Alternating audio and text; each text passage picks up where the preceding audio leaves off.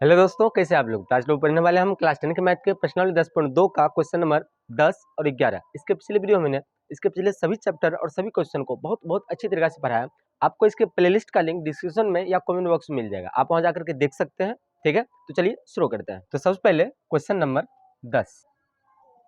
10वां question है कि सिद्ध कीजिए कि किसी बाह्य बिंदु से किसी वृत्त पर खींची गई स्पर्श रेखाओं के बीच का कोण स्पर्श बिंदुओं को मिलाने वाले रेखाखंड द्वारा केंद्र पर अंतरित कोण का संपूरक होता है। बहुत ही आसान क्वेश्चन है। यहाँ पर देखिए, जो हमें क्वेश्चन में कहा जा रहा है उसके अपेक्षा हमने पहले से यहाँ चित्र बना रखा है। हमें कह रहा है कि सबसे पहले आपको ये सिद्ध करना है कि वृत्त के किसी बाह्य बिंदु से खींची गई स्पर्श रेखाओं के बीच का कोण, मतलब कि अगर ये वृत्त है, केंद्र O वाले वृत्त है, और इस वृत्त के किसी बाह्य बिंदु P से हम क्या कर रहे हैं, स्पर्श रेखा खींच रहे हैं। तो स्पर्श रेखा के बीच का जो झुकाव, इस दोनों के बीच का जो कोण बन रहा है, ये कोण और स्पर्श बिंदु जो है, जैसे इसका बिंदु स्पर्श हो गया A और B, तो स्पर्श बिंदु A B को मिलाने वाले जो रेखाखंड यहाँ बन रहा है, ये रेखाखंड यानी कि ये जो मिलाने वाला रेखाखंड है, अगर इस दोनों को अगर हम मिलाते हैं, इसके मिलाने वाले रेखाखंड इसे केंद्र पर जो कोण अंतरित करता है, ये कोण, ठीक है। तो ये कोण और ये कोण, ये दोनों कोण का योग 180 डिग्री होना चाहिए, यानी कि ये संपूरक होना चाहिए। ये बात आपको सिद्ध करने के लिए कहा जा रहा है। ठीक है, तो जो भी चीज हमें आपस दिया हुआ है पहले हम यहाँ लिख लेंगे। क्या लिखेंगे कि केंद्र O वाले वृत्त के स्पर्श रेखा AP और BP है। ठीक है, तो हमें सिद्ध क्या करना है, तो हमें सिद्ध करना है, सिद्ध क्या करना है, तो हमें सिद्ध करना है कि ये जो केंद्र पर अंतरित कोण है, कोण AOB, कोण AOB प्लस ये स्पर्श रेखा के बीच जो कोण बन रहा है APB, कोण APB, ये दोनों संपूरक होना चाहिए। संपूरक का मतलब 180 डिग्री होना चाहिए। ये बात हमें सिद्ध करने के लिए कहा जा रहा है। ठीक है, अब यहाँ से इसका सॉल्यूशन शुरू करेंगे। तो अब हम लोग जानते हैं कि स्पर्श रेखा और त्रिज्या के बीच 90 डिग्री का कोण बनता है। यहाँ पर हम लिख लेंगे कि चूंकि स्पर्श रेखा और त्रिज्या के बीच बना कोण क्या होता है, 90 डिग्री होता है। जब ये 90 डिग्री होता है तो यहाँ पर ये जो कोण बनेगा, ये और ये कोण, ये दोनों 90-90 होगा, यानी कि कोण PAO, कोण PAO बराबर होगा कोण PBO, कोण PBO, इस दोनों का मान 90 डिग्री होगा। ठीक है, अब दूसरी बात आप देखिए कि यहाँ पर हमारे पास एक चतुर्भुज बन रहा है, चतुर्भुज APBO, ये चतुर्भुज यहाँ पे बन रहा है, और हम सब जानते हैं कि चतुर्भुज के सभी अंतः कोणों का योग जो होता है वो 360 डिग्री का होता है। तो यहाँ पर हम लिखेंगे कि पुनः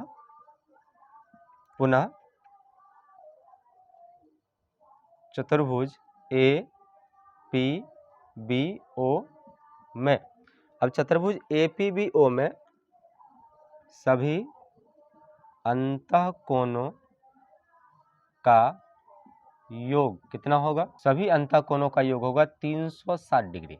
अब इसका अंतः कोण कौन कौन से हैं, यहाँ देखिए, PAO, दूसरा APB, तीसरा PBO और चौथा AOB। इस प्रकार चारों कोण है, तो चारों कोण का योग यहाँ पर लिख लेंगे। पहला हो जाएगा PAO, कोण PAO प्लस, दूसरा हो जाएगा AOB, कोण AOB प्लस, तीसरा हो जाएगा PBO, या फिर ऐसा भी लिख सकते हैं OBP, दोनों तरीका से लिख सकते हैं, कोण PBO प्लस APB, इस प्रकार ये वाला कोण APB, ये सब का जोड़ होगा 360 डिग्री। अब यहाँ पे देखिए, जो हमारे पास है वो पहले हम यहाँ रख लेंगे। हमारे पास है क्या, तो PAO, देखिए यहाँ पर PAO इसका मान 90 है, तो यहाँ पर हम 90 लिख लेंगे।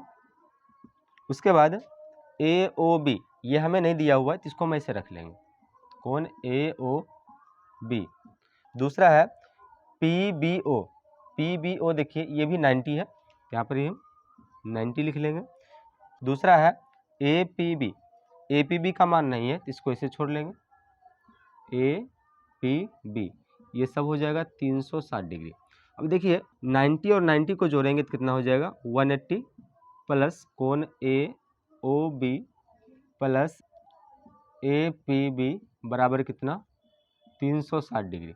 अब ये 180 आगे भेज देंगे हम इसे, तो कोण AOB प्लस कोण APB बराबर 360 माइनस 180 आगे आ जाएगा AOB प्लस कोण APB। अब इसको अगर हम घटाते हैं तो हो जाएगा 180, जो कि हमें सिद्ध करने के लिए कहा जा रहा था, ये यहाँ पे आके सिद्ध होता है। देखिए यहाँ पर जो हमें यहाँ सिद्ध करने के लिए कहा जा रहा था वही हमने यहाँ पर साबित कर लिया है। यहाँ लिख लेंगे क्या, प्रूव्ड। ठीक है, इस टाइप से आप इस क्वेश्चन को बहुत आसानी से बना सकते हैं। ठीक है, आप इसका स्क्रीनशॉट ले लीजिए। हम चलते हैं इसके अगले क्वेश्चन नंबर 11 की तरफ। अगला क्वेश्चन है क्वेश्चन नंबर 11वां क्वेश्चन में है कि सिद्ध कीजिए कि किसी वृत्त के परिगत समांतर चतुर्भुज समचतुर्भुज होता है। तो बहुत ही आसान क्वेश्चन है। यहाँ पर देखिए हमने एक वृत्त बना रखा है और ये वृत्त के परिगत एक चतुर्भुज है, जिसे हम मान लेंगे कि एक समांतर चतुर्भुज है। ठीक है, और हमें सिद्ध करना है कि ये समांतर चतुर्भुज जो है एक समचतुर्भुज है। मतलब क्या, इसके सभी भुजाएं आपस में बराबर है। ठीक है, ये बात हमें सिद्ध करना है। तो इसको हम नामांकन कर लेंगे कि ये समांतर चतुर्भुज है। तो ये हो जाएगा क्या, ABCD ये एक समांतर चतुर्भुज है। और ये समांतर चतुर्भुज जो है वो वृत्त को PQR और S ये 4 बिंदु पर स्पर्श कर रहा है। तो ये बातें हमें यहाँ पर लिख लेना होगा। लिखेंगे यहाँ पर कि चूंकि समांतर चतुर्भुज ABCD वृत्त को बिंदुएं PQR और S पर स्पर्श करता है। ठीक है, तो सिद्ध क्या करना है, क्या लिखेंगे, सिद्ध करना है। सिद्ध क्या करना है, सिद्ध हमें करना है कि इसके सभी भुजाएं आपस में बराबर है, मतलब कि समचतुर्भुज है। तो सिद्ध हमें करना है कि AB बराबर है BC बराबर CD बराबर DA, ये सिद्ध करना है। या फिर आप यहाँ ये भी लिख सकते हैं कि ABCD एक समचतुर्भुज है, ये सिद्ध करिए। तो दोनों चीज़, सभी भुजाएं बराबर है या ABCD एक समचतुर्भुज है, दोनों बात एक ही हुआ। ठीक है, यहाँ से हम लिखेंगे हल, यानी कि यहाँ से हम सॉल्यूशन करेंगे। तब यहाँ करना क्या है, सबसे पहले तो देखिए कि ABCD एक समचतुर्भुज है, तो इससे सम्मुख भुजाएं बराबर होगी, वो पहले हम लिख लेंगे। यहाँ पर लिखेंगे चूंकि ABCD एक समचतुर्भुज है, तो इसलिए इसका AB बराबर होगा DC के और AD बराबर होगा BC के। ठीक है, ये चीज़ तो होगा कब, जब ये समचतुर्भुज है। ठीक है, अब एक बात आप यहाँ देखिए कि जब किसी बाह्य बिंदु से वृत्त पर जो स्पर्श रेखाएं खींची जाती है वो आपस में क्या होता है, बराबर होता है। तो ये बाह्य बिंदु से जब वृत्त पर स्पर्श रेखा खींची जाएगी तो ये लाइन और ये लाइन, यानी कि दोनों स्पर्श रेखा की लंबाई क्या होगा, बराबर होगा। यहाँ भी देखिए आप वृत्त के 4 बिंदु से, बाहर से 4 बिंदु से क्या कर रहा है, वृत्त पर स्पर्श रेखा खींचा जा रहा है। तो यहाँ पर लिखेंगे कि चूंकि किसी बाह्य बिंदु से वृत्त पर खींचा गया स्पर्श रेखा क्या होता है, बराबर होता है। जब वृत्त के बाह्य बिंदु से खींचा गया स्पर्श रेखा क्या होता है, बराबर होता है। तो यहाँ पर हो जाएगा, इसलिए यहाँ देखिए कितनी स्पर्श रेखाएं खींची जा रही है, D बिंदु से DR और डी एस है। यहाँ पर लिख लेंगे कि डी आर बराबर है डी एस के, समीकरण एक इसे मान लेंगे। उसके बाद यहाँ देखिए सी बिंदु से जो है सी आर और सी क्यू है, तो जाएगा यहाँ पर सी आर बराबर है सी क्यू, इसका नाम हो जाएगा 2। तीसरा देखिए डी के बाद सी और सी के बाद बी, बी बिंदु से है बी क्यू और बी पी, यहाँ से हो जाएगा ये बी पी बराबर बी क्यू, इसे हम समीकरण 3 मानेंगे। ठीक है, अब ए बिंदु से है ए पी और ए एस, ठीक, तो हो जाएगा ये ए पी बराबर ए एस, इसका समीकरण 4। अब देखिए कि यहाँ पर 4 समीकरण जो आ रहा है हम चारों को जोड़ लेंगे। ठीक, यहाँ लिखेंगे कि समीकरण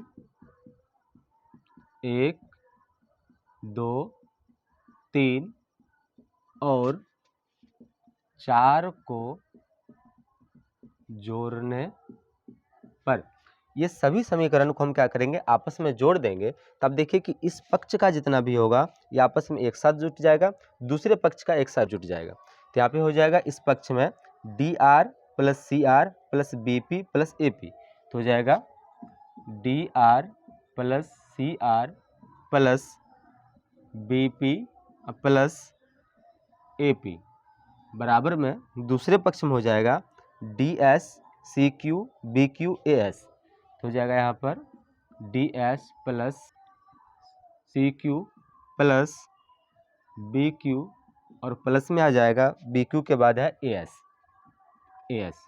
अब यहाँ देखिए कि चित्र में कौन कौन से दो भुजाएं आपस में मिल करके एक पूर्ण भुजा निकाल रहा है, तो हो जाएगा डी आर और सी आर। तो देखिए यहाँ पर कि डी आर और सी आर ये पूरा जो है डी सी बना रहा है, तो यहाँ पर लिख देंगे क्या डी सी। उसके बाद बी पी और ए पी, देखिए बी पी और ए पी कहाँ है, तो बी पी ए पी ये दोनों ए बी बना रहा है, तो यहाँ पर हो जाएगा ए बी बराबर। यहाँ से देखिए कि ए एस सी क्यू एक साथ नहीं मिल रहा है, बी क्यू हाँ लेकिन सी क्यू और बी क्यू मिल रहा है। पहले हम क्या करेंगे कि डी एस और ए एस को एक साथ कर लेंगे, तो D S plus A S और C Q plus B Q, अब सीधे एक साथ जोड़ लेंगे दोनों को। इस साइड तो फाइनल है D C plus A B. अब इधर देखिए कि डी एस और ए एस किधर है, डी एस और ए एस ये दोनों मिल करके ए डी बना रहा है, तो जाएगा यहाँ पर ए डी। यहाँ देखिए C Q B Q, C Q और बी क्यू दोनों मिल करके पूरा बी सी बना रहा है। ठीक है, अब इतना आने के बाद आप देखिए कि यहाँ पर हमारे पास क्या आया था कि ए बी डी सी के बराबर है और ए डी बी सी के बराबर है, तो हम यहाँ पर डी सी के जगह पर ए बी रख लेंगे, बी सी के जगह पर ए डी रख लेंगे। ठीक है, तो यहाँ पर देखिए यहाँ पर डी सी है, इसके जगह पर रख लेंगे A B plus A B तो पहले से है। फिर देखिए यहाँ पर दूसरे जगह है बी सी के जगह पर ए डी रखना है, तो बी सी यहाँ पे है, इसके जगह ए डी रख लेंगे। पहले तो एक ए डी है ही, दूसरा हो जाएगा फिर ए डी। अब ये क्यों हुआ, तो यहाँ पर लिखेंगे चूँकि यहाँ पर देखिए पहले ही था ए बी बराबर डी सी, ए बी बराबर डी सी और ए डी बराबर बी सी, ए डी बराबर बी सी, ये चीज़ हमारे पास पहले से था। ठीक है, तो इसके अकॉर्डिंग हम यहाँ पर ये बनाए हैं। अब देखिए ए बी मिल जाएगा 2AB बन जाएगा, ए डी मिल जाएगा क्या हो जाएगा 2AD बन जाएगा। अब देखिए यहाँ से 2 और 2 को हम काट सकते हैं, बना क्या AB बराबर AD। अब यहाँ देखिए कि AB AD बराबर है, अब ये AB और AD जो पहले अलग था अब ये दोनों बराबर है और पहले से ये दो भुजा के बराबर है। इसका मतलब ये हुआ कि बाकी ये चारों भुजा जो है ये आपस में बराबर है, क्योंकि AB DC के बराबर है, AD BC के बराबर है और AB AD आपस में बराबर है, वहाँ पर सिद्ध हो गया है। ठीक है, तो ये दोनों आपस में बराबर है, तो ये दोनों भी आपस में बराबर होगा, मतलब चारों भुजाएं बराबर होगा। तो लास्ट में हम क्या लिख लेंगे कि इसलिए AB बराबर होगा BC बराबर CD बराबर DA। लास्ट में लिख लेंगे कि अतः ABCD एक समचतुर्भुज है। ठीक है, हो गया ये प्रूव, क्या लिख लेंगे हम प्रूव्ड। ठीक है, तो इस प्रकार इस टाइप के क्वेश्चन को आप बहुत आसानी से बना सकते हैं। देख लीजिए आप किस प्रकार हमने एक सिस्टमेटिक ढंग से पूरा किया है। आप इसको फिर से एक बार देख लेंगे तो आपको बहुत बेहतर ढंग से समझ में आ गया होगा। ऐसे तो ज़्यादा हार्ड है नहीं, आपको ऐसे ही समझ आ गया होगा। फिर भी अगर नहीं समझे तो एक बार और देख लीजिए, तो मुझे विश्वास है कि आपको जरूर पूरा समझ आएगा। ठीक है, तो आपको वीडियो कैसा लगा हमें कमेंट जरूर बताइए। यदि आप वीडियो पसंद आए तो वीडियो को लाइक करिए, हमारे चैनल पर नए हैं चैनल को सब्सक्राइब जरूर करिए। Thank you for watching. मिलते हैं अगले वीडियो में, तब तक के लिए धन्यवाद। जय हिंद।